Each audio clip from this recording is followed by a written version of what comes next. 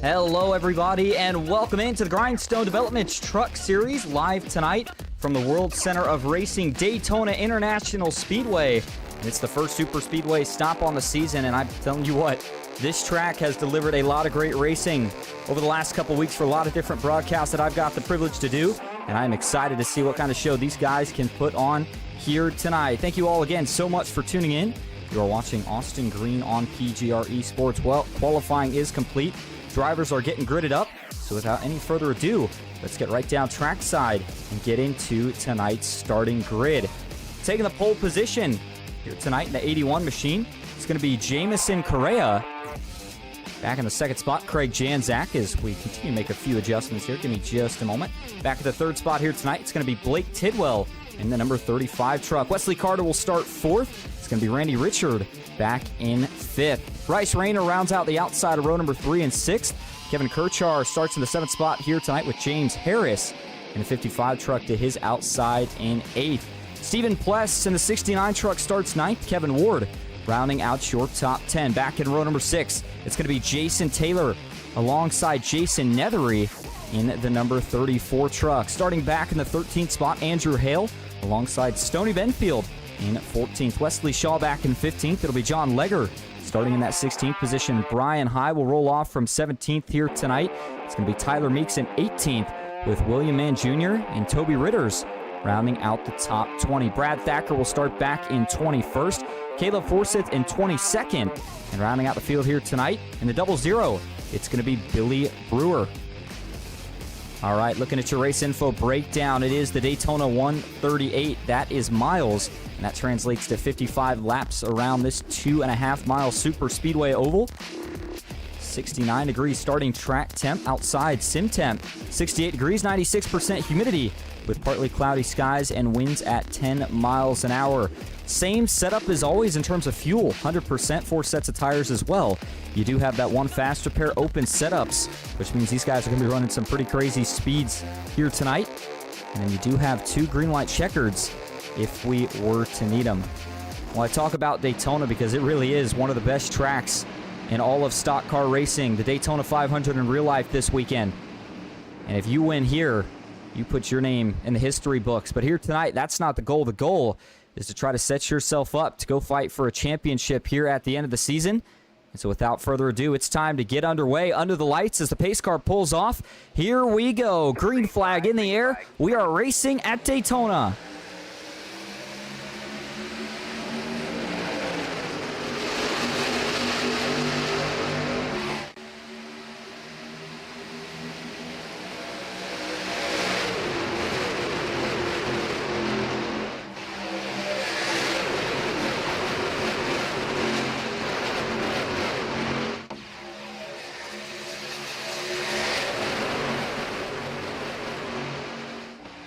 Field working down the super stretch for the first time here tonight. Up front leading the way, it's Jamison Correa in the 81 machine, the 35. Blake Tidwell doing all the pushing right now, and it's the 53 of Randy Richard tucked in line. Last truck single file, and then it goes back to 2x2.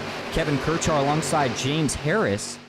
And this is really going to be a battle early on of what do you want to do? Do you want to be conservative, save some fuel, or do you want to get right after it and try to get up here and lead some laps? 2 already complete, at least the start of it. And I'll tell you what, we talk about the big one anytime you go to a super speedway, and here tonight I'm sure we're going to talk about it at some point.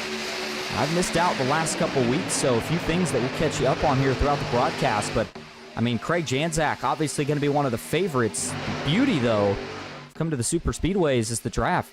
The great equalizer, as a lot of drivers and people like to describe it, And really, all it is just when you draft in line behind a truck, you can stay as close as you want. Doesn't matter how fast of a setup they've got.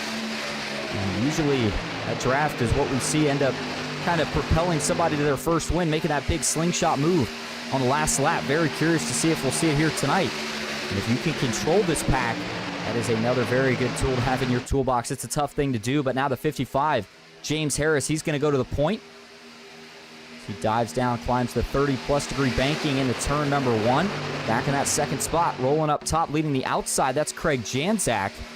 And here comes the 99, Bryce Rayner. He's going to try to do some pushing now. Maybe took a peek 3 wide, or just trying to get a little bit of cool air to the front grille of his Toyota Tundra. Him and Janczak got tandemed up, but no dice. The 55 of Harris continues to lead on the bottom. And it's so interesting, too, when you think about the fact that it is open setups.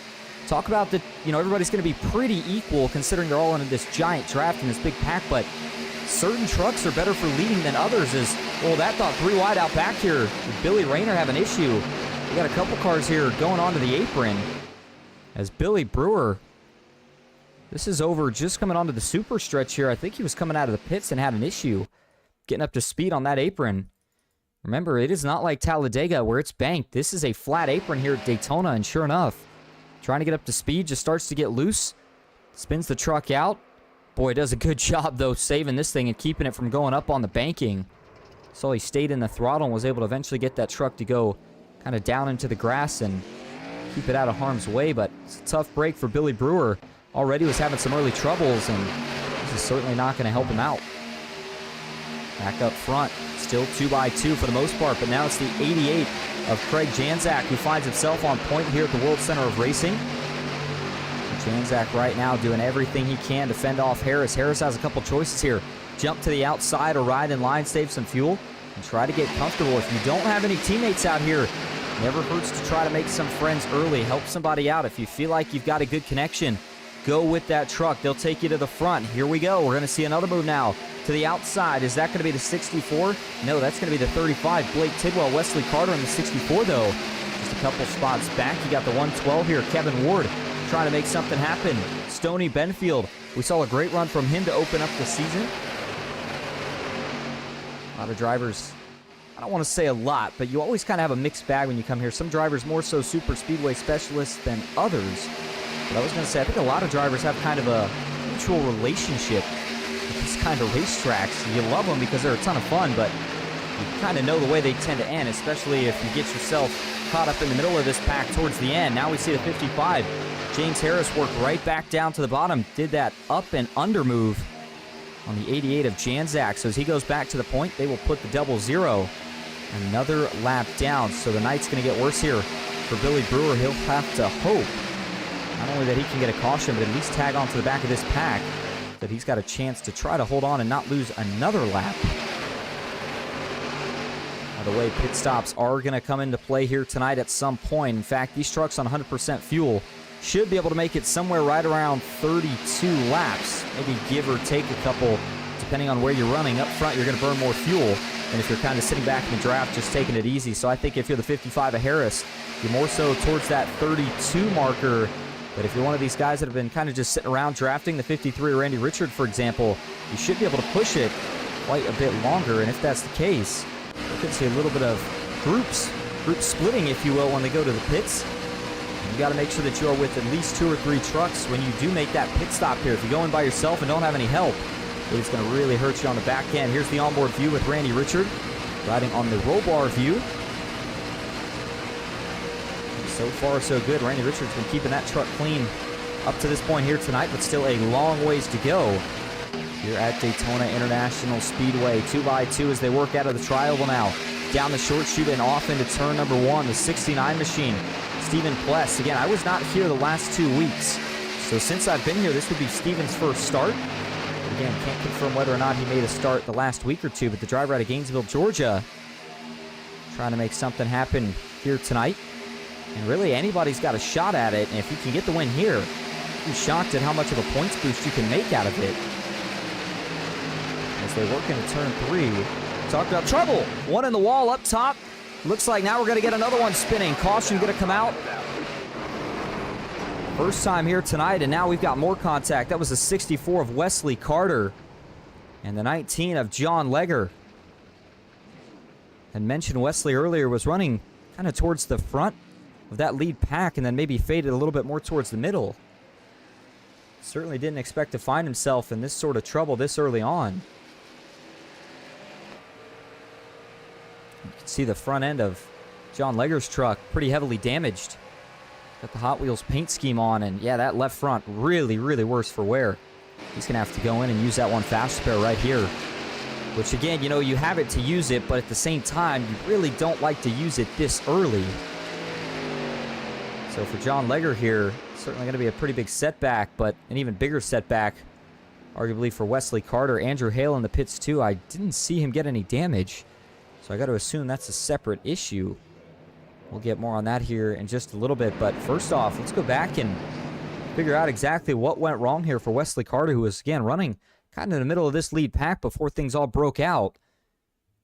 And it looks like they're going down the super stretch here. Things are going to fan out. The 91's going to make a move on Janzak. By the way, the 91, Kevin Kirchar. See if we can watch this from the aerial shot first. So Kirchar, as they go down the super stretch here, bottom of your screen, he's going to jump out of line, gets a side draft. Nobody goes with him. And so as everybody tries to kind of reorganize and get back in line behind Tidwell, they start to check up just a little bit. And again, watch that checkup from up top here. I'll give you a little bit of a better angle of this if we can, but you'll notice here, that's Wesley Carter. Watch it from the chopper view. So as the 91 jumps out of line, nobody goes with him. The 99 checks up. That checkup makes it all the way out back to the 19 and the 64. They're going to get split 3 wide as the 3 truck goes through the middle. And that's where the contact is going to ultimately occur here is that Toby Ritter's. Let's see if we can get confirmation, but I think that was. Yeah, indeed. It's like, was that Toby Ritter's? No. Trying to figure out exactly who the 3 truck the 3 truck was. As yeah, that was indeed. It looks like Toby Ritter's here. Watch what happens as he gets in the corner. I think does he move up just a little bit? It doesn't take much. I mean, three wide here. There's not much more than a little bit of elbow room. And 64 Wesley Carter, left side tires above the seam. And yep, just looks like the 3 truck coming up the racetrack tags Wesley right in the left rear. And just nothing Wesley can do. Immediately gets that truck turned around into the outside wall he goes. And it's going to be on from there. It doesn't really leave a lot of room to try to avoid him here, but somehow they all do a Houdini act and avoid him for the most part, except, of course, for the 19 of John Legger. Nowhere to go for him. Watch it here in TV1 view. Big hit to the rear tailgate of that truck, and then the 19, even bigger hit right there for John Legger. Nothing he could do. And so for Legger, slides down, and again, he got the worst of it. You see the 00 and actually a few others up towards the front, including Andrew Hale, had spun around. So that's why we saw a couple of those trucks coming to the pits, maybe to get any optional damage fixed and maybe take a set of tires or so.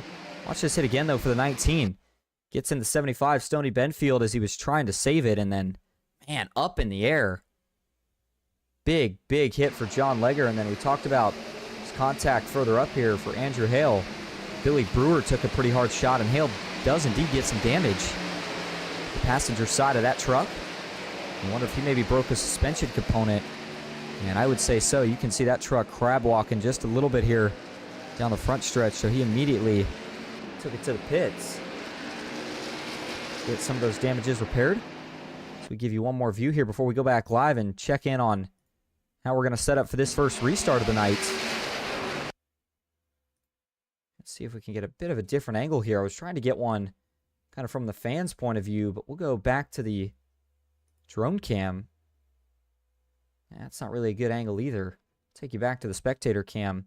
I know it's far out, but kind of watching the distance here up front. See the first incident, and then watch the second incident coming out of 4. Right there. For Billy Brewer, the second big hit was the one that was really the kicker. So let's go back live, field line back up, 2x2, ready to get back under green flag. As up front, Kevin Ward leads the way, Randy Richard to his outside in second. Jameson Correa in the third spot with Blake Tidwell fourth, Bryce Rayner fifth. And then you've got James Harris 6th, Craig Janzak 7th, Steve Pless in 8th, Brian Hine 9th, and Brad Thacker currently rounding out your top 10. And you wonder, are we at that point in the race? Is it time to start getting some track position? I know that when you consider the length of this race right here, we still got a pretty good ways to go. But it's never too early to start trying to get yourself in a good track position here at Daytona. It's so easy to get buried and then find yourself with 10, 20 laps to go, scrambling to try to get to the front. That's how you end up getting in a big wreck. So I almost think, to be optimistic here, it's maybe try to go now. Get yourself some track position. I like what James Harris has been doing so far here tonight. I think he's got to be one of the favorites. Certainly looks like he's had his fair share of super speedway racing. See what he can do here, though. He's got a little work to do to get back to the front. Green flag back in the air. 12 of 55 laps complete in the Daytona 138. It's a good restart for the 112 of Kevin Ward. He's going to lead the field off into turn number 1 as Randy Richard on the outside. And they're getting a little bit more organized, or at least they were on this outside. But they've only got 3 trucks. The inside's got 4. And we'll see who's got the better push in here as they work off the 2 onto the super stretch. The 53 of Randy Richard, he's going to get the better push now. He'll go to the lead. Who's he going to pull clear with him? He'll take the 35, and whoa, Tidwell's going to get turned. Up and over goes Blake Tidwell. Through the grass, he lands back on all 4. No caution yet as the 35 slides. Some damage to the right front, but he'll keep it rolling. We stay green. Back up front, looks like the field has been able to reorganize. James Harris got there. Tidwell tried to cover, and Harris said, "I'm not lifting." Man, that was a really, really big accident for Blake Tidwell. And now that the field's kind of calmed down, let's go back and look at it. You can almost kind of see it, even from the TV view that we had, kind of a straight-on shot. But this one's going to show it even a little bit better. So they're doing a great job pushing here. They're going to pull all 3 clear. But look at that. Harris makes the move. He's there, and Tidwell trying to follow Randy Richard down. I'm not sure if he just never really looked in the rearview mirror because he didn't think that Harris was going to try to make the move, or if he thought he was clear. But comes across Harris's nose, and that thing does a full barrel roll as soon as it gets turned around. The air catches it, and up and over it goes.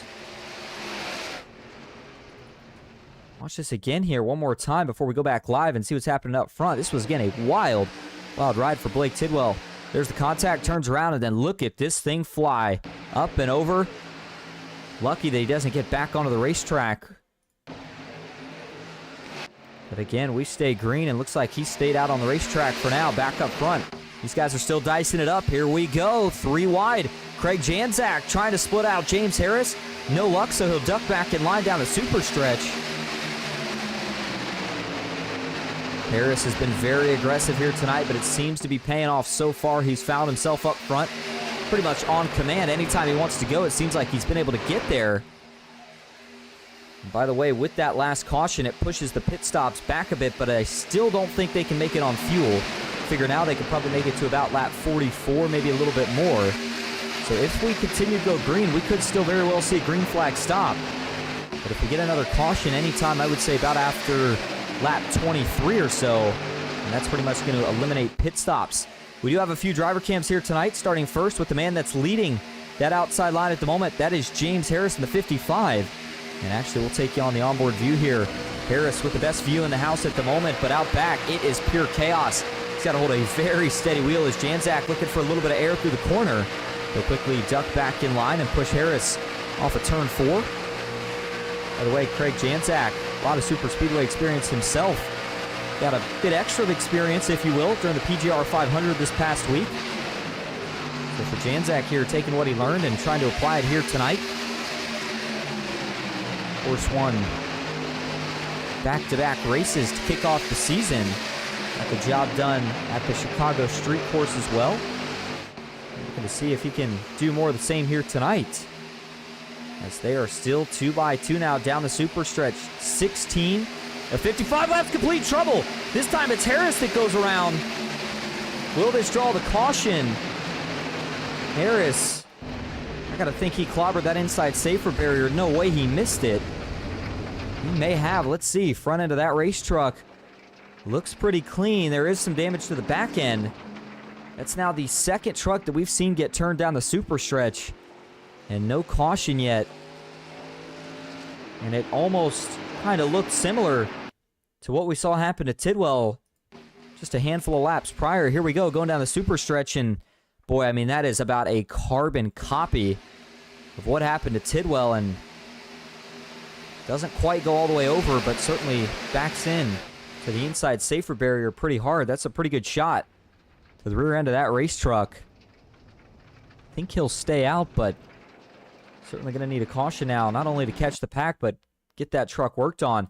Watch it again here from the cockpit view. It seems to be kind of a struggle here tonight for a couple of drivers, and you got to remember, things are happening so fast here that I just wonder if, again, either kind of getting tunnel vision, trying to follow the guy in front of him, or just misjudging the gap a little bit. I almost think that's some tunnel vision. It almost looked like maybe just briefly started to try to turn back right, but it was just too late.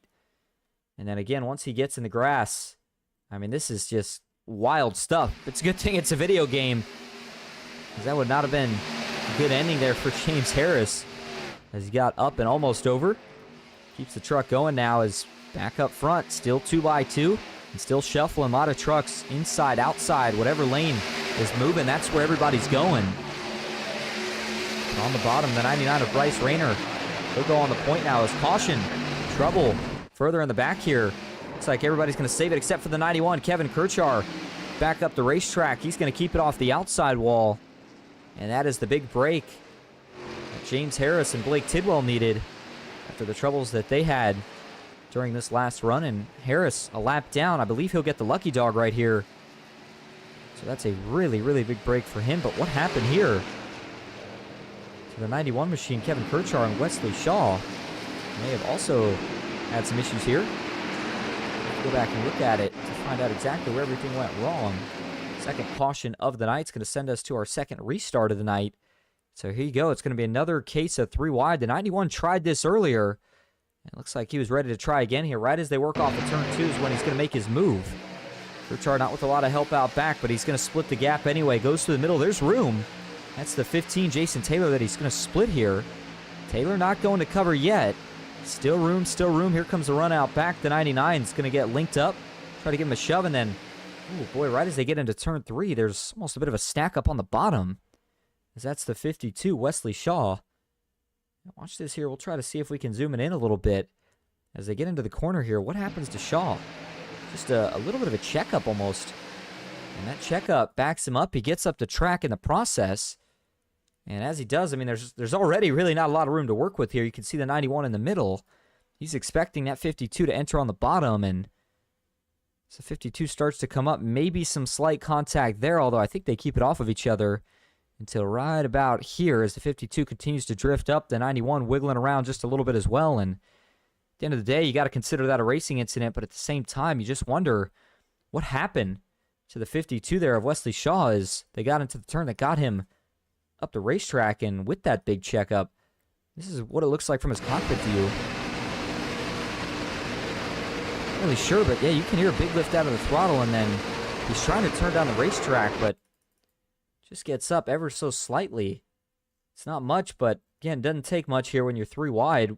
Barely able to fit a piece of paper between these trucks. Now, when they get into the corner here, does the 91 actually come down? Looks like he does. Right there, that's the first contact. They're okay at that point, but then there's the second one, and that's the one that's going to do it. Luckily for the 52, he's going to sneak around with minimal damage. Even for the 91 here. And that could have been a lot worse for Kirchar as he slides back up onto the racetrack. Didn't have any oncoming traffic to worry about, so he was okay there. The thing that got hurt the most there may have been his feelings. He'll eventually slide back up on the banking. May have damaged the underbody of that truck a little bit, but whatever it is, he'll go and get it fixed. Be good to go and get right back out on the racetrack. So 20 of 55 laps complete. Slowly but surely getting closer to the halfway point in this race here tonight. And so as we go back up front, Craig Janczak being scored as your leader. Looks like the 00 Billy Brewer getting set up to try to get one of those laps back. James Correa in second. You've got Bryce Rayner third, Randy Richard back in fourth, with Stephen Pless fifth, William Mann Jr. sixth, Caleb Forsyth seventh, and Brad Thacker back in eighth, Toby Ritter's ninth, Andrew Hale in 10th, Brian High 11th, Wesley Shaw 12th, Jason Ethery in 13th, John Legend 14th, and Stoney Benfield currently rounding out your top 15. Well, we're getting close to that fuel window. maybe at the point now where if you save just a few laps, you can stretch it to the finish. So that's what we're going to have to keep an eye on here. We're going to go ahead and take a quick break. We'll be right back for the restart. Stick with us here at Daytona.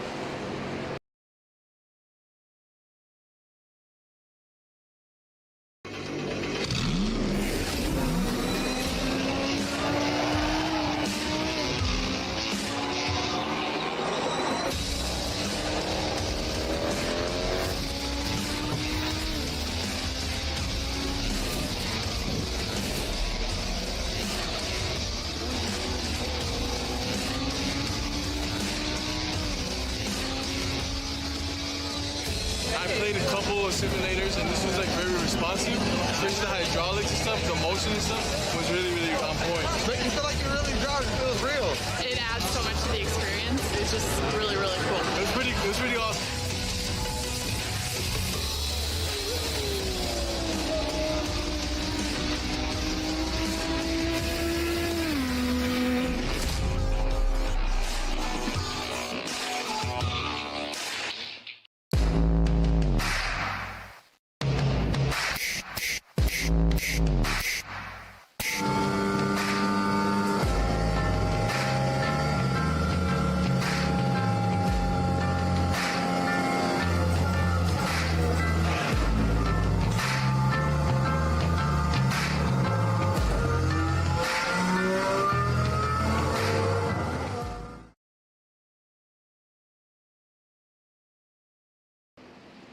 Welcome back to Daytona International Speedway with the Daytona 138, the Grindstone Developments Truck Series. And if you're just tuning in, we appreciate you being here as we get ready for our second restart of the night, wrapping up a caution brought out between an incident between the 91, Kevin Kirchar, and Wesley Shaw.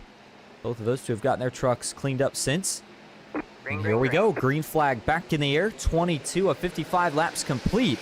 And I believe that everybody will be good to go, making it in terms of fuel mileage. And they have to save just a little bit, though, in case we go into overtime. Good restart up front, but you saw some of the checking up out back. Boy, outside, really, really struggling to get going. Right around the 64, Wesley Carter, James Harris got held up. And now he's trying to figure out where to go. He's got the 99 just in front of him as well.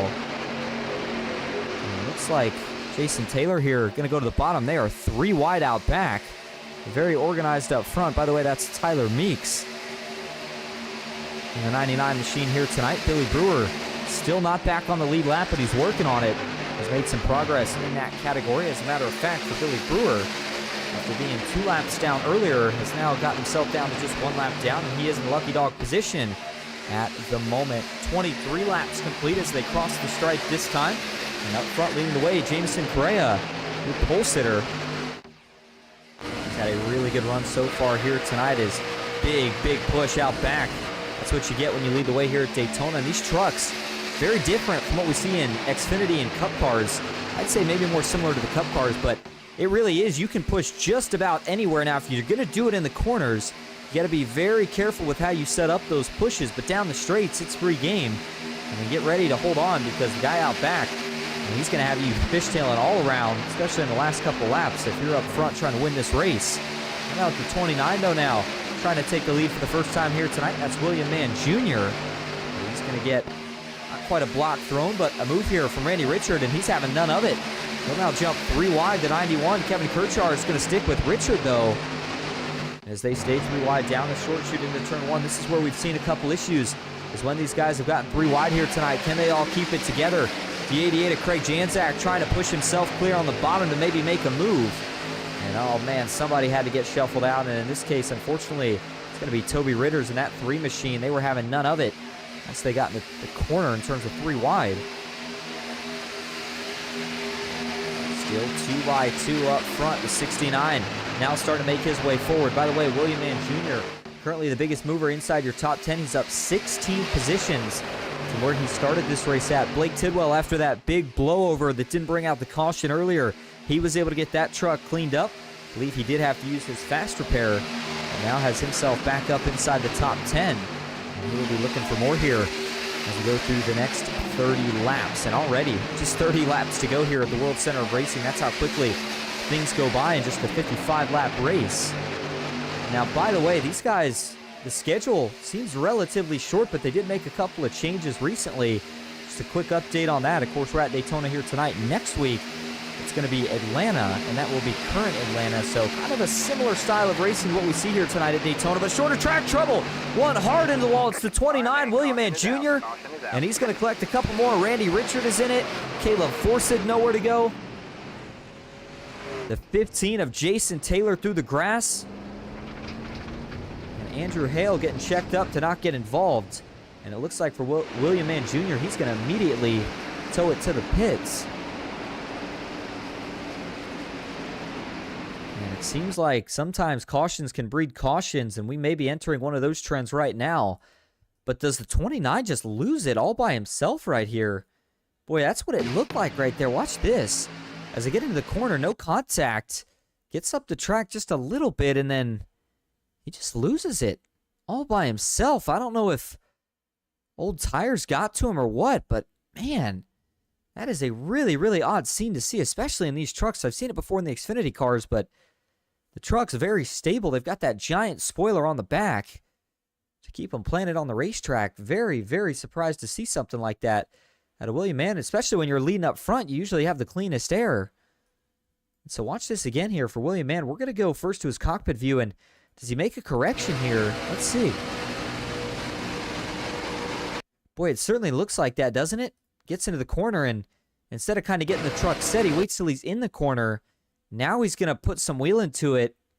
But when he does that, it just seems like it kind of shoots the back end out of shape. And once he gets down into the inside line, that's immediately going to shoot him back up into the fence. I mean, this is about as hard as you can hit here at Daytona. Dead right into the safer barrier. Randy Richard absolutely nowhere to go. Forsyth trying to avoid it. He makes some heavy contact as well. Play that one more time here, at least from kind of an aerial shot to show you what I'm talking about. Watch the 29 here. There is no contact out back. Richard's actually got quite a bit of a bubble between him and the 29, and just, you know, you could maybe argue that there was some netco, but it doesn't look like it, at least from not what I see. And as he shoots back up, there's that big hit. Richard gets tagged from the 91 of Kirchar, as everybody just scatters to miss it, and then his Forsyth to lock up, and then he goes about 45 degrees right to the outside wall. And tell you what, you talk about close for your leaders. For Craig Janzak, this was uncomfortably close. Watch it from his point of view as he gets into the turn here. Go back to the yellow flag, and sees the 29 go down, and sees him wrecking big time out back.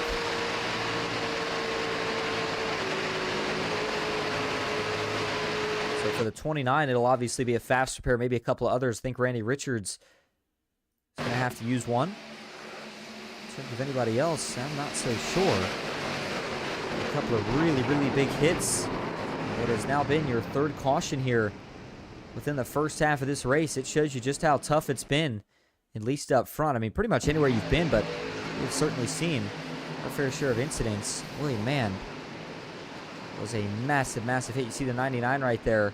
Tyler Meeks getting woed up. Make sure he avoids it. Does a nice job. And, you know, he must have had a pretty interesting cockpit view through it. Before we go to his, though, let's see. Did anybody else have an even closer call through this? As a 91, maybe some slight contact. The 112 is going to sneak by. Stoney Benfield, slight contact out back, but I believe he misses it. And then the 52 with another close call. Maybe some slight contact, but again, ultimately, it doesn't look like anything too bad in that regard. So as we go back up front now, we are officially over the halfway point in this race. It is now 28 of 55 laps complete here at Daytona. Up front leading Kevin Kirchar and Wesley Shaw. And we've got Janzak and Carter in row 2. Jameson Correa and Stephen Pless back in row 3. Get back to the point that I was starting on earlier before caution came out. Next week is going to be Atlanta, which races similar to this track, but of course is about a mile shorter. So it's almost a kind of a hybrid between a mile and a half and a super speedway. And then it's going to be off to Michigan. Initially that was going to be Circuit of the Americas, but they changed it up to Michigan, and that's going to be another track that provides some great racing in these trucks. And then we finish things off with Phoenix, and that will be on March 4th. So looking forward to some of those races. And short season it is, but boy, a competitive one at that. As points stand, though, after last week, and again, I missed a couple of races, Craig Janzak still being scored as your points leader. 4 wins to note so far. The only man that's beat him was Miguel Correa, who I believe I heard from James Harris they put a bounty up for somebody to try to beat Janczak, and they finally did. But that was about it. In terms of the rest of the top 5 for points, though, Randy Richard 2nd, Jason Ethery 3rd, Caleb Forsyth in 4th, and Jason Taylor currently 5th in the points standings. I wouldn't say he's out of reach yet, but when you look at the points lead that Janczak has, and I think if you're Randy Richard, this has to sort of be a make or break race. Now, certainly that last incident didn't help his chances, but still enough time for things to change. I mean, anything can happen with a super speedway, and we've seen some pretty good wrecks, but I don't think that we've seen the big one just yet. Maybe getting ready to see it here in the next 20 laps or so as we continue to wind this race down closer and closer to the conclusion, as it'll be just 27 laps to go as we grab the restart. Here we go. Green flag back in the air for Kevin Kirchar. As this time it looks like a bit of a more uniform restart for the majority of the field. Everybody's going to get through the gears cleanly as they work out of the trial to 64. Wesley Carter, not sure if he was looking to the middle or trying to get up, but quickly has to duck back down to 69 with a little bit of a gap behind Janczak. That's going to hurt that outside momentum here as they work through 1 and 2. Janczak pushing for all he's worth. He knows that that's what he has to do is trouble further back. Caution right back out. Is it Stoney Benfield? I believe it was. And so troubles continue here, as we will now see a restart inside 25 laps to go. Stoney here, I don't see any damage on the Cooks Landscape Group Ford F-150. So he should be okay here. This might be a relatively quick caution for these guys if nobody got any damage, but as they're working into turn 1, Stoney already gets himself in a 3-wide scenario here. How does that happen? As they go into the corner, Stoney's kind of on the bottom here, but notice what he does. He kind of drifts up towards the middle. Randy Richard has a little bit of run and tries to take it to the inside. It looks like kind of at that point Stoney was ready to try to come back down. Stoney may have never even known that Randy got there. I mean, you kind of don't expect that as you're still getting up to speed for a guy to already split you 3 wide, but so Randy goes to do, and at this point Randy's there, and Randy can't go any lower. Stoney's going to start coming down and eventually just gets on his right front, gets himself turned right around. Gets pushed up the track and some slight contact there with the right rear and then the right front. But overall, I don't think the damage is going to be too bad. That 75 truck should be able to get whatever he's got fixed optionally right back out on the racetrack. And I don't think he's going to lose too much track position as he was restarting closer towards the back right there anyway. Certainly another tough break here for Stoney. Watch it from the gearbox view. You'll see exactly what I'm talking about here. As he kind of drifts up. There's Randy taking the bottom, and then Stoney starts to come down, and right there it's on. So back it in. Ultimately hit the nose as well. All right, so as we go back live, things didn't really change up front because they didn't get a chance to. It's still Kevin Kirchar and Wesley Shaw on the front row. You've got Wesley Carter alongside Craig Janczak in second. Row 2, rather. Jameson Correa, Stephen Pless in row 3. Well, for Wesley Carter, you got to give this guy tip of the hat for the job he's done here tonight. Been involved in just a few incidents, but still has been able to keep himself up front. Looking for a big break here tonight. Wesley could potentially see his season best finish. I would say he's got a great shot at a win right now with the way he's been running, but he's going to have to fend off some of the best in the business here with Kevin Kirchar, Wesley Shaw, Craig Janczak all surrounding him. Jameson Correa, your pole sitter. Great run for the driver of Lake Elsinore, California. And then Stephen Pless currently sits in 6th. Blake Tidwell 7th. Good comeback for him. James Harrison 8th. Kevin Ward up a spot from where he started in 9th. And Jason Nethery currently rounding out your top 10. All right, well, as we gear up for another restart, we're going to go ahead and take another quick break. We'll go side by side so you don't miss a thing. And we will be right back at the World Center of Racing.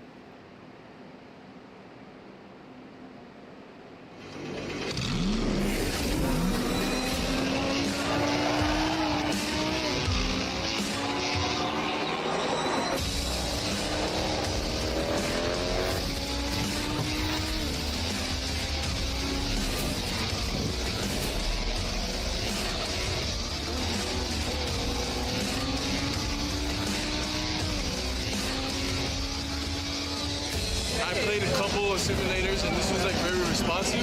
Especially the hydraulics and stuff, the motion and stuff was really, really on point. But you feel like you're really driving. It feels real. It adds so much to the experience. It's just really, really cool. It was pretty awesome.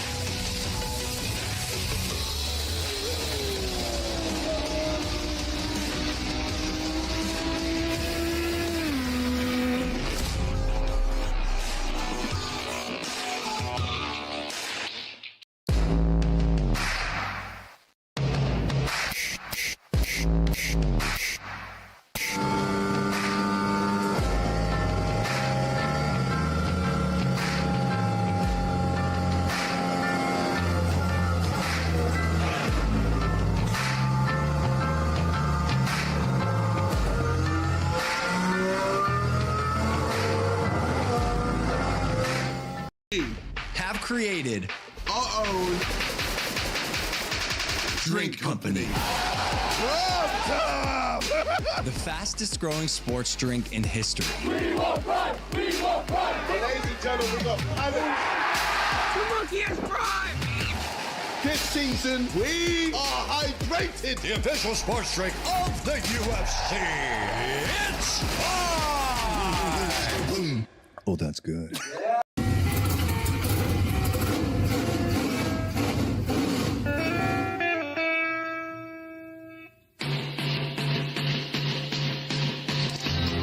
Green flag is in the air. We are racing.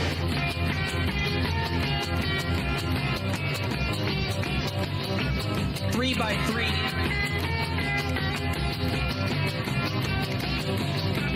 Almost all trouble. Around goes Alex Hill. On into the outside wall goes Hill. They're wrecking big time out back. We're not going to throw a caution.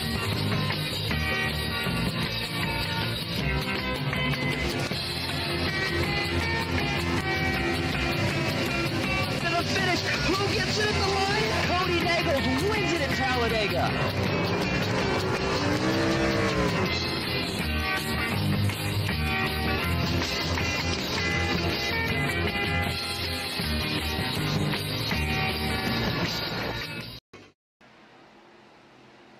Welcome back to Daytona International Speedway. Two of our onboards, Craig Janzak, Wesley Harris, getting ready for the restart. Excuse me, not Wesley Harris, James Harris. Green flag. As green flag is back in the air. 23 laps to go here at Daytona. And it's a great restart for the 91 of Kirchar.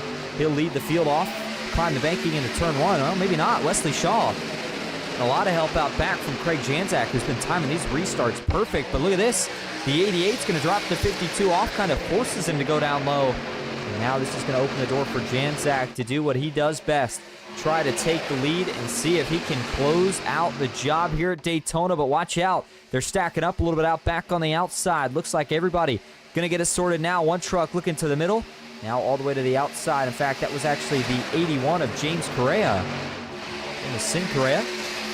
By the way, I do apologize if I seem a little bit rusty here tonight. Had a busy week setting things up. But again, glad to be back and getting back into the flow here this week.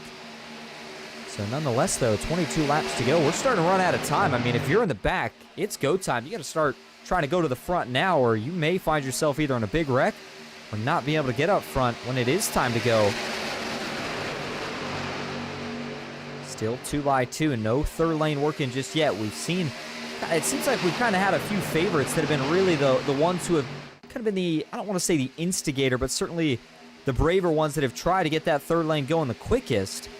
But out back, looks like we may have a new taker, the 15. How about Jason Taylor trying to make something happen in the middle? He's going to get some help now from the 3 of Toby Ritters. Can they pick up anybody else? The 75 of Stoney Benfield. He gave it a thought. It looks like he's comfortable staying on that outside for now. And really, you're going to have to get at least 3 or 4 trucks lined up in a line if you want to go to the front. If you're trying to make one of those extra lanes work, whether it's the middle or the third lane up top. By the way, everybody plenty good to go on fuel mileage now, not only for the race, but also for a couple green-white checkers. And man, that was really close to being the big one right there between Wesley Shaw and Kevin Kirchar. Kirchar swiped off the bumper a little bit as they went off into turn one, got the 52 sideways, but he was able to hold on. You got to wonder if Janzak's feeling a little nervous right here. He probably wants to grab that lead so that he doesn't have to worry about being behind these guys if an incident were to break out, but that bottom is really, really rolling right now. You almost got to think that part of that may be the really cool track temp, 69 degrees, and that's what it was at the start, and that's what it has been since. That bottom, as fast as they're rolling, get nervous as there's another big wiggle for the 52, and now the 91. Kirchar's going to go, and we trouble out back. That's William Mann Jr. up and over. He's going to slide on his roof into turn 1. Up the banking he goes, still upside down, collides with Randy Richards. And he is going to stay on his roof all the way until he eventually comes to a halt. And that truck's not going to flip back over, so he's going to have to pay the tow bill. Randy Richard already in an accident earlier, and that truck is destroyed yet again, so this is going to end his night. 20 laps to go. The hood flapping. Boy, I don't even know if he can see out of that car right now. He can't. You can see he's slowing down here. He's going to try to guide this thing back to the pits as he'll let the hood flap back down first and then try to get back up to speed, but it's the nature of the beast here. We knew it was coming sooner or later, and this may have been the big one. Let's see how many trucks it takes out in total here. It's all going to start with the 3 wide. Seems like that's kind of been the root of most of the issues here tonight, but it's really the only way to go to the front here if you're not within the first couple of rows. And see Stoney Benfield here in the middle, the 29 William Mann Jr. up top. As they get into the tri-oval, a little bit of a stack up on the inside. Yeah, that's interesting. That stack up all sparked from that trouble up near the front that we were talking about with the 52 of Wesley Shaw getting really kind of misaligned here with the 91 of Kevin Kirchar. Those two could not seem to line each other up very well. And, oh boy, really, again, another odd scenario where you can see they're not hitting each other, but it almost looks like the 52 just gets out of shape. Look, he goes up, starts to correct, and gets himself loose, then gets onto the apron, and as he comes back up, these guys have to check up to not run into the back of him. And watch as that checkup starts to translate out back. I mean, it just happens so quick.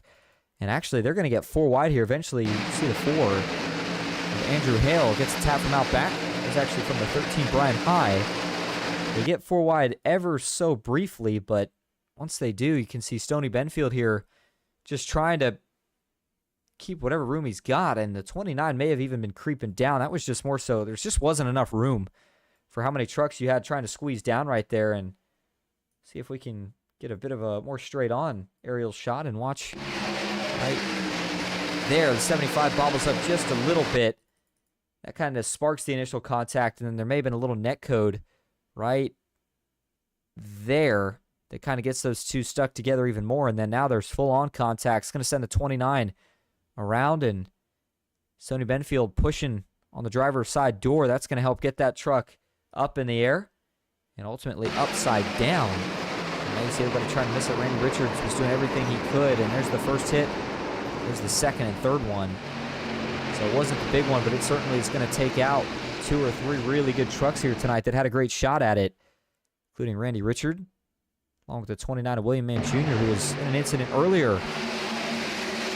Took a big hit. Now this. Not the way that he saw his night going. You see the 13 sliding below the apron. Brian Hyde, does he end up hitting anything here? He doesn't. Does a good job of locking it down. Getting that thing loaded up and instead of hitting anything. And Richards here, he had a pretty wild view, but I think the only person who may have arguably had a wilder view was Stoney Benfield through this. Watch this back from Stoney's perspective. I mean, this was wild, wild stuff. This is the cockpit view, and he's going to see it all unfold right in front of his eyes. 29 goes up and over, and then eventually he's able to kind of drop him off and keep going, so he doesn't take much damage. And then for Richard, nowhere to go as he collides with the 112 Kevin Warden. It was the second big hit. At that point, he couldn't even see anyway, so I don't know if it really necessarily mattered all that much, but it's late in the race. I don't think this is necessarily the last caution that we're going to see, just with the way things have been kind of unfolding at this rate. Everybody going for it at the end. We'll give you one more look at this here from the spectator view. This happened right in front of the fans in the grandstands. 29 goes up and over, and then Randy Richard nowhere to go. So as we go back live now, up front leading the way, it's Craig Janzak in the 88 truck. Stephen Pless second, Jamison Correa in third, Wesley Shaw fourth, and Kevin Kirchar currently rounding out the top 5. Oh boy, it's been a pretty eventful night so far, to say the least. I feel like Wesley Shaw, Kevin Kirchar have been two of the drivers that have kind of been in the middle of all of it and have seen all of it. So let's see if we can pull Wesley up here, see how he's feeling for this restart. Hey, Wesley, this is Austin up in the booth. You got a copy? Not much. Well, let's go ahead and make sure I have you unmuted. I apologize for that. But, I mean, hey, man, we're getting ready for another restart. It has been pure chaos so far here tonight. And, I mean, even up front, it looks like you and a couple of others have had a few issues with the handling of the truck. I mean, how's it felt out there in the pack? Yeah, I mean, the truck's been a little loose. Otherwise, it's just kind of been an issue of, you know, keeping a good track position. All these trucks moving back and forth. You're not really knowing where they're going to be, so you're trying to predict where they're going, and they don't even know where they're going at the moment. So it's just been a little difficult on that one. Besides that, it's been a good race. The truck feels great. It's just been a little iffy on the people around me. We're starting to get into the later race restarts. Does the mindset change now? And how aggressive are you going to have to be here to try to get the job done tonight? Be honest with you, my mindset's been the same as it's been all season. It's just been, you know, last, make it through the race and survive more so than be aggressive. Since I'm still a rookie, this is my second season ever, so this is my first spring season with y'all. But it's just going to be the same of, you know, make it to checkered flag, and whatever position I can get, I'm going to take. The higher position, the better, but I'm going to take what I can home and be happy about it. You've been looking I'm going to leave it all on the track with you. Well, we'll let you go since you're getting ready to restart, but you've been looking good so far, Wesley. Good luck the rest of the way. Thank you. All right, here we go, just in time. Pace car pulls off. Green flag back in the air. 16 laps remaining at the World Center of Racing, and that restart, again, a little jumbled up further back. We've seen that issue a couple of times now, but it seems like everybody is going to finally be able to get it going here. Through the gears we go as the 88 Craig Janzak leads him as he climbs the banking in turn one. The 81 Jamison Correa has been so good all night, but that is two Team Conti trucks. You got to wonder if they're running similar setups and if they're going to work together, at least until the end of this race. Second lane getting working quickly. Kevin Kirchar made his way up to the top off of turn two. He's getting help from the 69. Stephen Pless, highest position that he's been up to here tonight, the 55. James Harris, he's now made his way back to the front. And at this point, it's all bets are off. If you've had to use that fast car already and you're back to front, you don't really care at this point. You're going to try to get everything you can because you know that any caution at this point, track position is going to be key trouble. We're going to get another caution here. They're reckoning the triable here, and now the 03 is going to go around. The 56 is in it. That's Brad Thacker as he's going to try to lock this truck down. Hold on to it, Brad. Hold on to it. He will. Thacker's going to save it after some slight contact. And it was Kevin Ward, or excuse me, not Kevin Ward, for a few spots up here to try to find out the other truck that I saw involved initially. I'll tell you what, I thought Randy Richards' night was done, but he's actually back out on the racetrack. We'll get to that after we look back at what happened in this incident. But it's just, it's late in the race. I've done a lot of super speedway broadcasting, and this is nothing new. This is what happens at the end of these super speedway races when everybody's desperate for track position and you're running out of time to get it. And it looks like it might start up here right around the 35 of Blake Tidwell.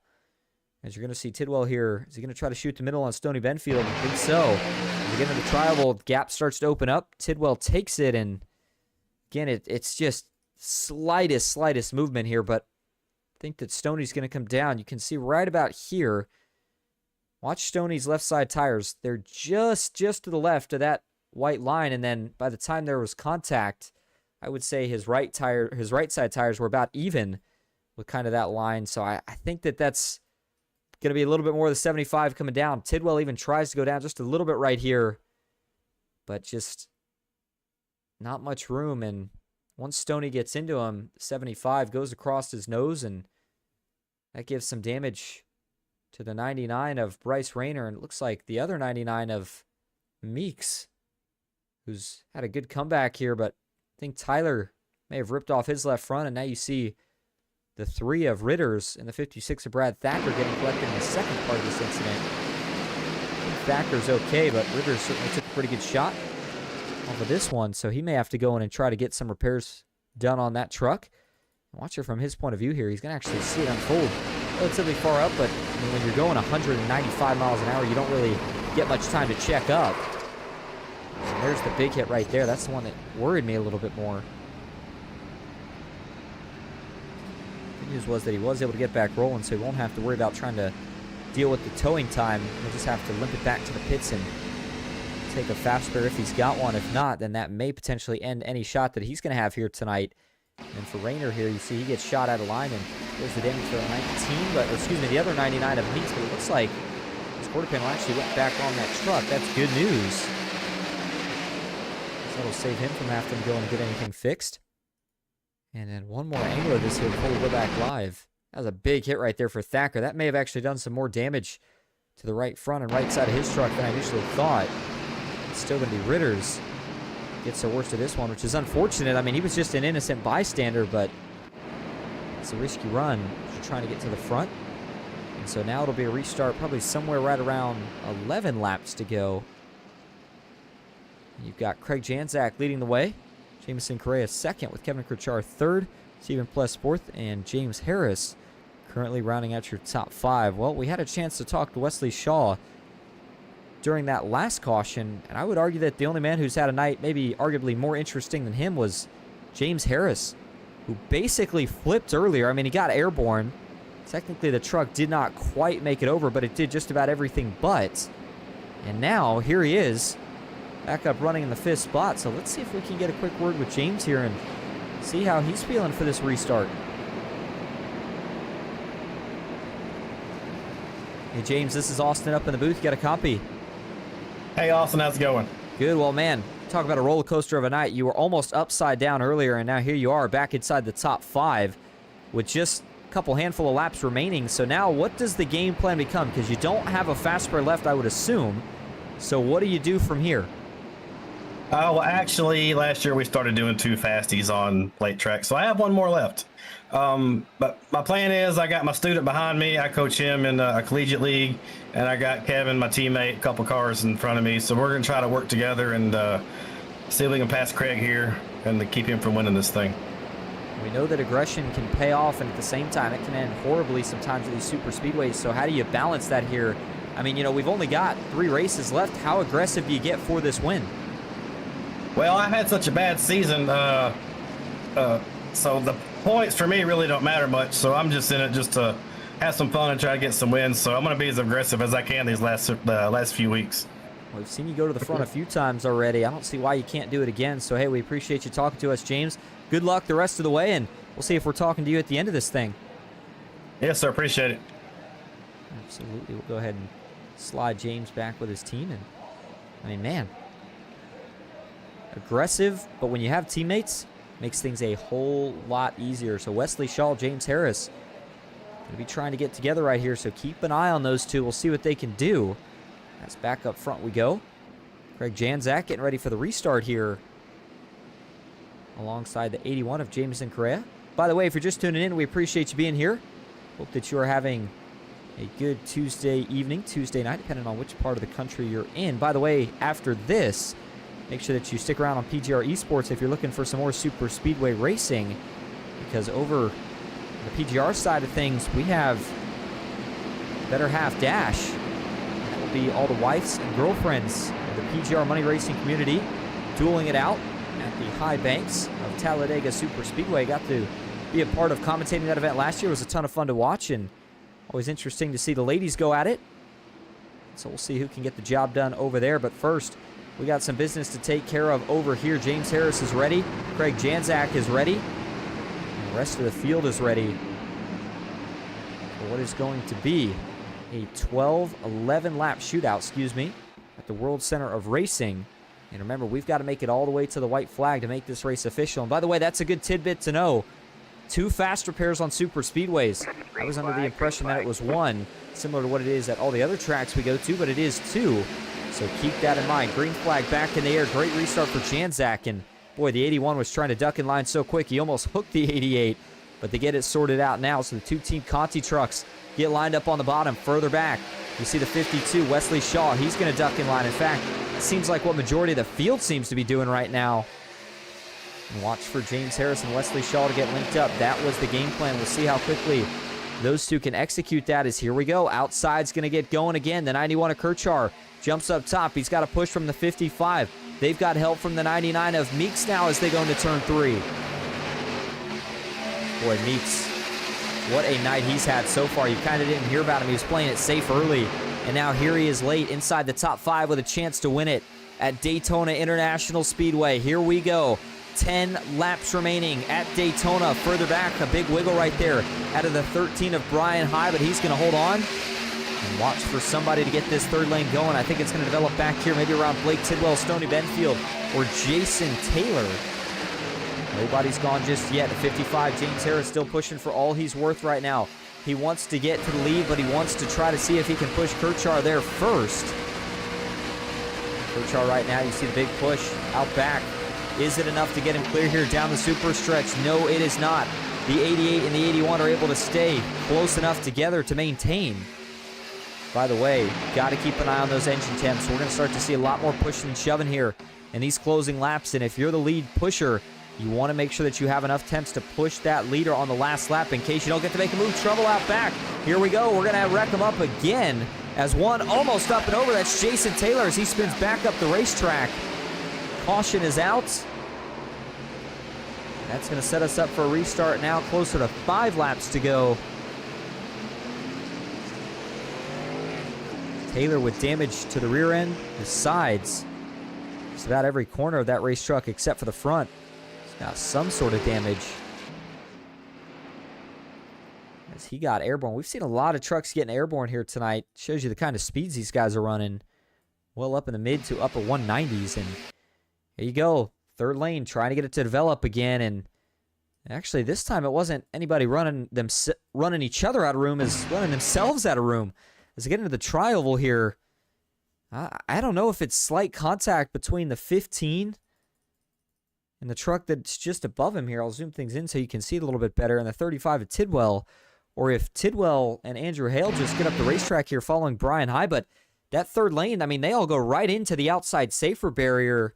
That causes a little stack up that sends Tidwell back down into Taylor. And then it's on from there. The 15 with nowhere to go gets down into the 112. Kevin Ward, and now that he's starting to spin, Kevin Ward's going to hit him again. That's what gets him up on his side. As he spins back around, lands on all 4. He's going to back that truck into the outside safer barrier before ultimately spinning it back around.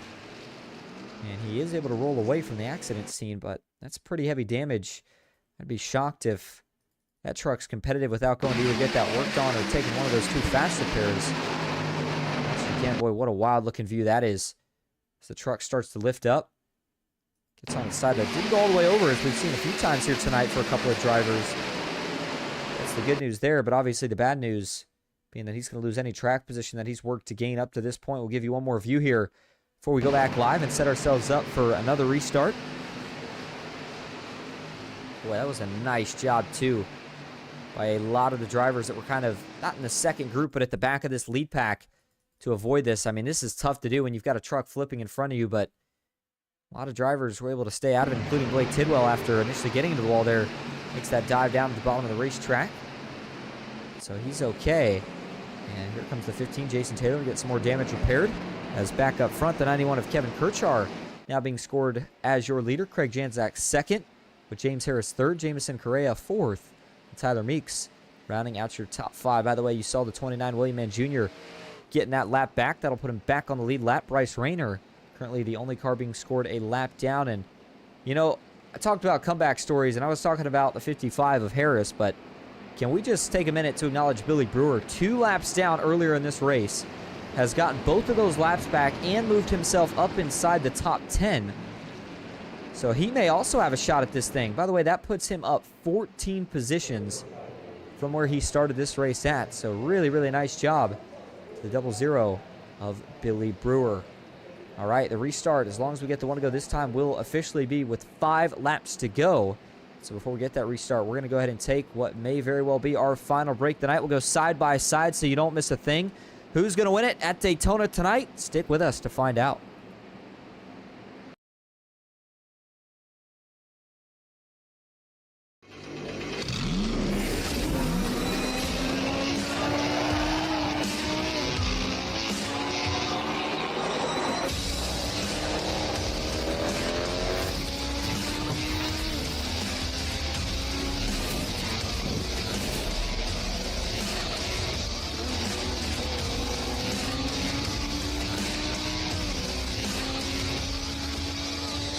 I played a couple of simulators, and this was like very responsive.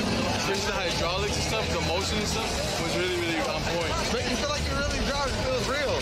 It adds so much to the experience. It's just really, really cool. It was pretty awesome.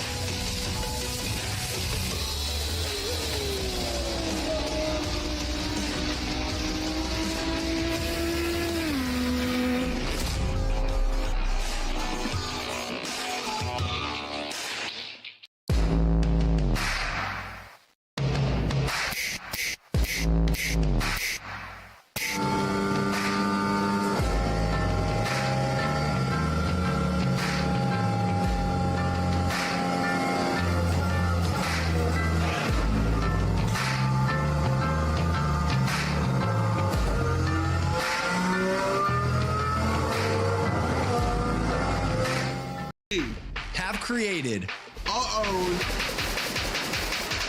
drink company.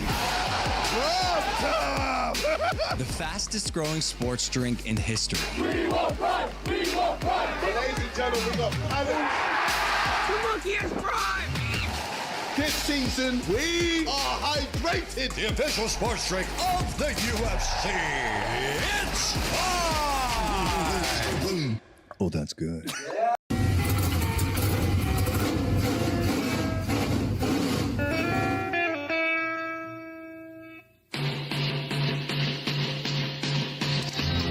Green flag is in the air. We are racing.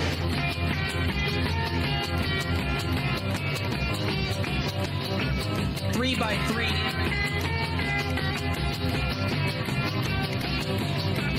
Almost no trouble. Around goes Alex Hill. Hard into the outside wall goes Hill. They're wrecking big time out back. We're not going to throw a caution.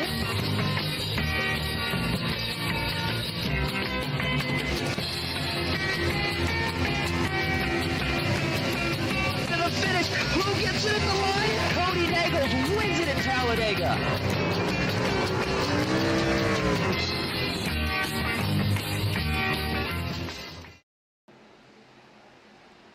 All right, here we go. Back live at Daytona International Speedway. Craig Janzak, James Harris, second and third. There's the driver cams.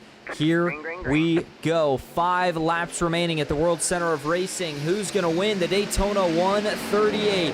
It's good to restart on front row for both trucks. Boy, it looked like Craig Janzak got the better jump, but doesn't have more help. Instead, it's the bottom that's showing organization. James Harris trying everything he can right here to push clear and try to make that move up. And watch out. What will Janzak do once that 55 jumps up? Is he going to split him? Or is he going to work with them? Here they come onto the super stretch. No move yet from Harris. He stays tucked in line for the moment. And that may have been the best decision he's made. That line continues to roll, and it's going to roll even more as they get into 3. 3 wide out back. Here comes Billy Brewer splitting up the middle with the 13 trouble. He's going to turn the 81 down. Do they save it? No, they don't. They're going to wreck it up big time into turn 3 and 4. Randy Richards in it. We got one truck on its side. Is that Billy Brewer? Yes, it is. The 64, Wesley Carter's in it. Billy Brewer goes for a tumble as the truck lands back on all 4. Stoney Benfield's in it. And this is going to send us to our first attempt at a green-white checkered now. And so we will be going over the scheduled distance here at Daytona tonight.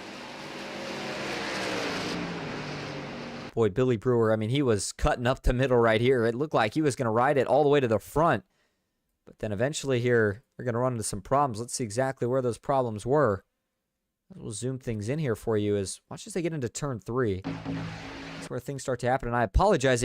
I know it looks dark on the stream. I think that the humidity may be up and it may be kind of foggy on the racetrack. I'll actually look at that in a minute because you see little TV1. Things look a little bit better. But here you go. As they get into the corner, just Billy Brewer trying to split the middle, and there's just not really anywhere else to go at that point. He's either trying to line up the 81 or trying to hope that there's going to be a gap that lines up, but it just doesn't, and he tags the 81. Your pole sitter, Jameson Correa, in the left rear, and that immediately sends the 81 down the track. Those two I thought actually were going to hold on there for just a moment, but then you see the 81 gets sent back up the track, and it's on from here. 00 is going to get wedged into the wall. That's what gets him up on his side.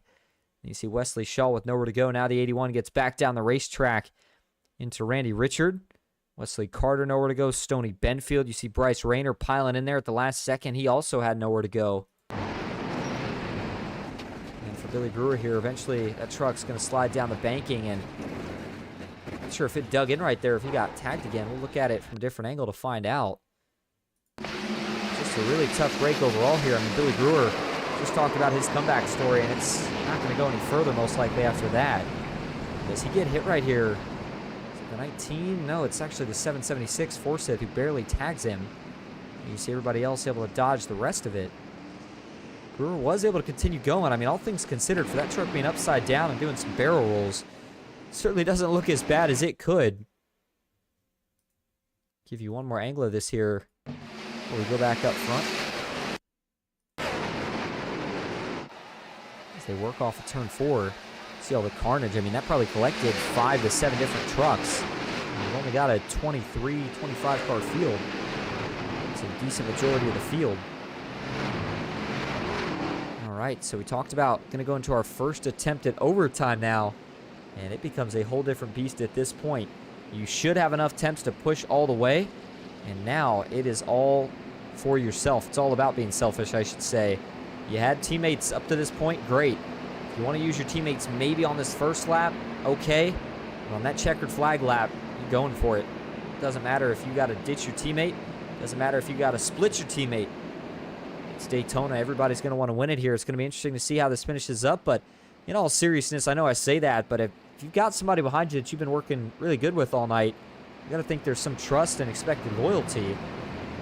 Who that is up here, I'm not so sure. But for Kirchar, big opportunity here to potentially win his first race of the season. Same setup for James Harris and the 99 of Tyler Meeks. And then the 88 of Janzak, who's obviously been the favorite. Looking to see if he can win another one here tonight to make it number 5 on the season. So we'll see if the lights go off on the pace car this time around. By the way, if you're looking for post-race interviews, make sure you do stick around after this. We'll grab your top 3 and bring them in here. See how they felt about the action on track here tonight. And still could be anybody's win that's inside the top 5, maybe even inside the top 10. But I think this is about where James Harris wants to be. I think you're going to see an aggressive block being thrown if he's got to make one. Meanwhile, for the 91 of Kirchar, he's going to really rely right here on the 88 of Janzak that he pushes him and doesn't try to split him. If he does, that could send the 91 right to the back here, and you're not going to have time to get back to the front. By the way, with it being our first attempt at a green-white checkered, let's remind you of how overtime works in the Grindstone Developments Truck Series. They have to make it to the white flag for this race to be deemed official. If the leader takes the white flag, we will not see another caution. These guys will race it out all the way through to the finish. However, again, if we do get a caution before we make it to that last lap, then we will rack them up and try it one more time. So we have a total of 2 attempts at a green-white checkered. And bringing up the weather here, I'm curious. Yeah, there's your answer right there. Notice on the weather for humidity, 99%. That's why it seems almost a little foggy on the racetrack, especially at different areas, is for that reason right there. So if you're curious about why the screen was looking a little darker at some spots, there's your answer. All right, 2-lap shootout. And we are working our way through 3 and 4. 91 of Kirchar, the 55 of Harris looking for their first win of the season. Janzak looking for number 5. Tyler Meeks looking for his first. And it is not going to take long to see that third lane get going. Who's it going to be that takes the risk? And with just 2 laps, by the way, I mean, it takes these trucks about a lap just to get up to speed. So you kind of hope if you're in the back that you make it to the white flag. That way that you actually at least have time to try to go somewhere with your runs. If you're not up to speed, it's really hard to kind of get anything going. But here we go. Green-white checkered attempt number 1. Green flag in the air. 2 laps to go at Daytona. And it's a great restart for the 91 of Kirchar. He's immediately going to work down to the bottom of the racetrack. And oh man, that's going to leave Janzak all by himself. The 88 with no help at the moment. He'll stay as high as he can and then dive it down all the way to the bottom. 3-truck tandem though, leading the way up front. As they work off of turn 2, the rest of the field needs to get organized here. They may not have a chance to try to catch these 3. Working down the super stretch for the second to last time here tonight. No third lane yet as the rest of the field's trying to get grouped up with these leaders. Janzak looked like he had a run, but he's not going to take it.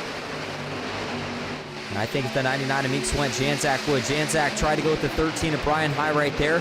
Nothing doing. He'll stay low for now. Now the 99 of Meeks looks for a run. They're going to make it. Race will be official. White flag in the air. 1 lap to go at Daytona. Now Meeks gets out of shape. Janzak pushing the 99 of Meeks for all he's worth. They're going to wreck out back, but up front, Kevin Kirchar still leads into turn 1. This is where you throw all your blocks and all your cards on the table. Up top, the 99 of Meeks not rolling. It's the bottom that's really making some headway here. The 91 of Kirchar continues to lead. Janzak's going to look 3 wide. Now he ducks back in line behind Harris. And Harris is going to have to find a way to push the 91 of Kirchar clear, but he's not going to be able to do it now. Here comes Craig Janzak through the middle. Final time into turn 3. Can they all hold on?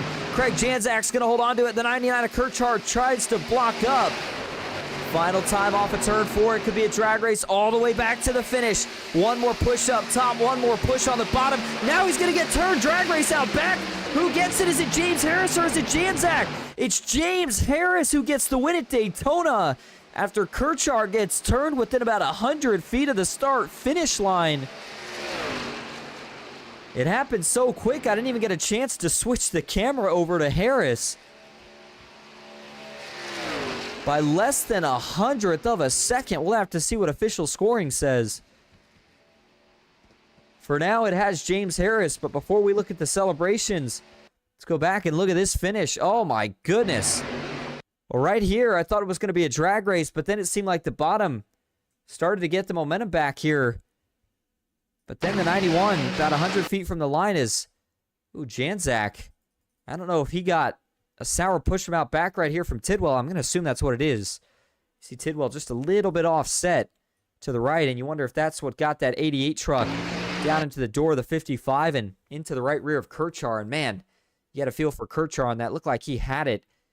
Instead, he gets right hooked right as they're going into the Geico restart zone. Hard hit into the wall, and then 55 goes down onto the apron here. Janzak trying everything he can. Gets into him, but not enough. Now, I don't know if these guys have any sort of rule. And going below the double yellow line here, 55 doesn't look like he gets forced. Now, of course, he might have been trying to go down there to avoid the wreck, and then Janzak obviously chasing him down there. And we'll back this up here a frame for you to actually see just how close it ultimately was as we go to TV2. And that's what it was, 1 frame before the line, and then 2. Yeah, that's definitely going to go to the 55 of James Harris, but a photo finish at that. I got to think both of those two are going to be very excited about that one. What a race and what a finish. James Harris, first win of the season. It's Craig Janzak taking home 2nd. Blake Tidwell rounding out the podium. Toby Ritters finishes in 4th. John Legger 5th with Tyler Meeks back in 6th. Then it's Jameson Correa in 7th with Stephen Pless 8th. Kevin Kirchar still able to hold on to the top 10 after getting turned in the tri-oval. Coming to the checkered flag, Brad Thacker rounds out the 10th position. Wesley Carter finishes 11th. It's going to be Andrew Hale in 12th with Kevin Ward in 13th. Jason Ethery 14th. Caleb Forsyth back in 15th with Jason Taylor in 16th. And it's Brian High in the 17th spot with Randy Richard in 18th. And rounding out the top 20 here tonight. This will back the grid up just a little bit. It's going to be Stoney Benfield and Wesley Shaw. William Mann Jr. finishes 21st. Billy Brewer 22nd. And Bryce Rayner rounds out the field tonight. He finishes in 23rd. All right, we're going to go grab your winner and your other 2 podium finishers for interviews. Stick with us. We'll be right back at Daytona.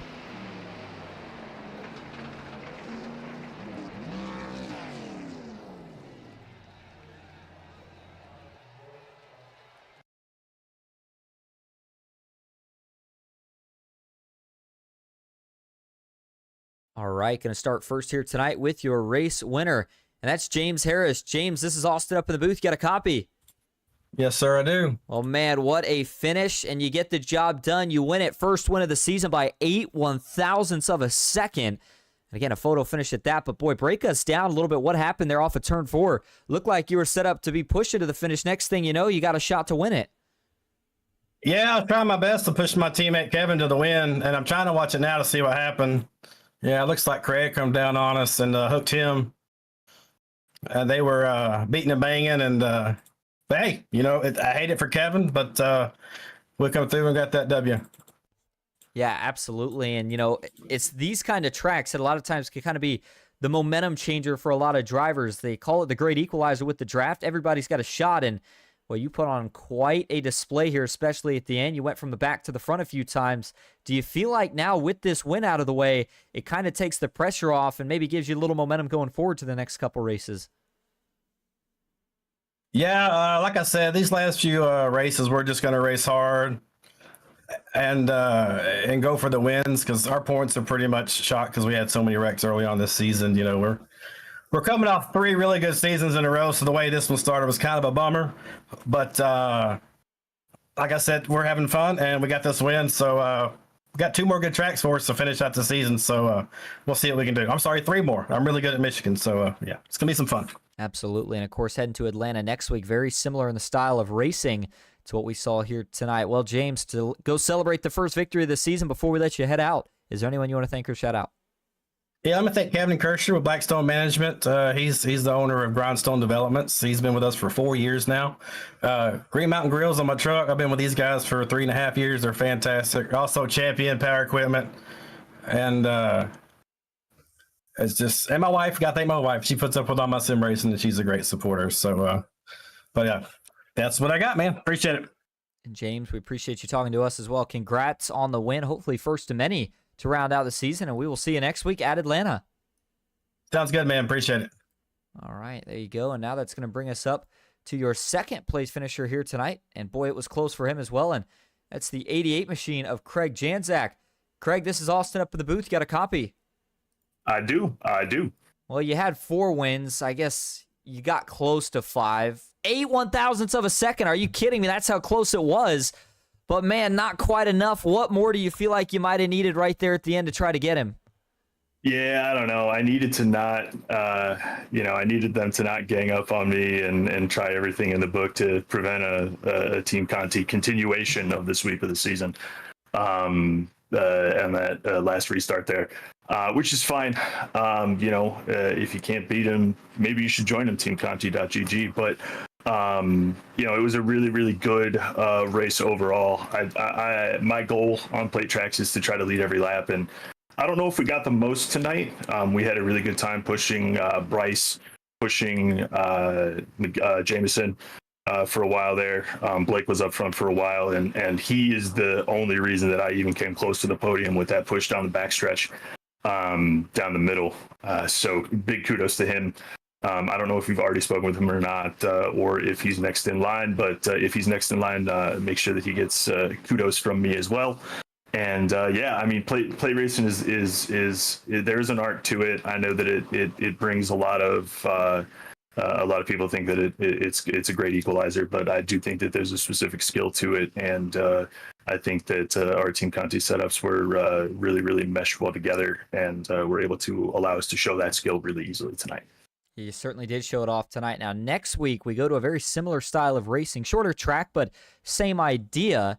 How do you feel about your chances at Atlanta to get win number 5 on the season? Yeah, I feel really good about that. Led a lot of laps in Road to Pro there last year, just before an unfortunate time caution. So would be really, really good to try to get some redemption there. And there's even more art to New Atlanta because there's a lot of tire saving that's also involved. So lots of things to look forward to. We go to Michigan, which is one of my best tracks after that, and then we wrap up at Phoenix, which is my favorite to drive short tracks. So lots of momentum still carrying forward here towards the championship bid, and getting P2 by 0.008 of a second is really, really good testament to what we're able to try to bring here every week. Absolutely. Well, Craig, before we let you head out here tonight, is there anyone you want to thank or shout out? Yeah, huge shout out to you guys at PGR. I didn't quite make it to the PGR 500, but that was an incredible event, and you guys executed it, in my opinion, flawlessly. So kudos to you guys for it, and thanks to everybody that put that on as well. And thanks to everybody that shows up here every week. Thanks to Team Conti Sim Performance, Digital Sim Sports, Studio 3, Martin PC, just everybody that watches, everybody that shows up, and my personal support system, mom, dad, Aunt Sandy, and my girlfriend Anna, and Chris, if you got to watch tonight as well. I hope you did, and hope I put on a good show for you. And Craig, thank you for talking to us. Congrats on the second place finish. We'll see you next week. Cheers. Thank you. All right, now that's going to bring us up to your final podium finisher here on the night. That's Blake Tidwell. See if we can pull him up here. Hey, Blake, this is Austin up in the booth. You got a copy? Yes, sir. Well, you finished in the third spot here tonight, and Craig Janzak said that he wanted to give you some kudos if he didn't get the chance to tell you before I did. But, man, overall, crazy race. You flip over, barrel roll down the backstretch early on, and you finish on the podium. How do you make that kind of a comeback? Well, I think I hit everybody in the race tonight. I think I made a few enemies, and I want to say I'm sorry for anybody I hit, and just racing hard. I like plate racing and just trying to get that win. So whatever it takes, I'm going to try it. Absolutely. And, kind of tell the people that watch at home, we kind of always talk about how it's the great equalizer, but then we heard Janzak talk about, obviously, there's still the skill aspect and the art aspect to it. How important is it to have teammates and have chemistry with other drivers at these big super speedways? It's really important to have the teammates. Team Conti has been really a big help for me over the last year, and everybody from the C Truck Open worked really well together, and that's really my kudos to them for the drafting. So I have to give it all to Team Conti. Absolutely. Well, Blake, to celebrate a good finish tonight before we let you head out, is there anyone you want to thank or shout out? Man, just everybody at Team Conti and the C Open and everybody that helps me out. Man, thank y'all. Blake, thank you for talking to us again. Congrats on that third place finish, and we'll see you next week at Atlanta. Yes, sir.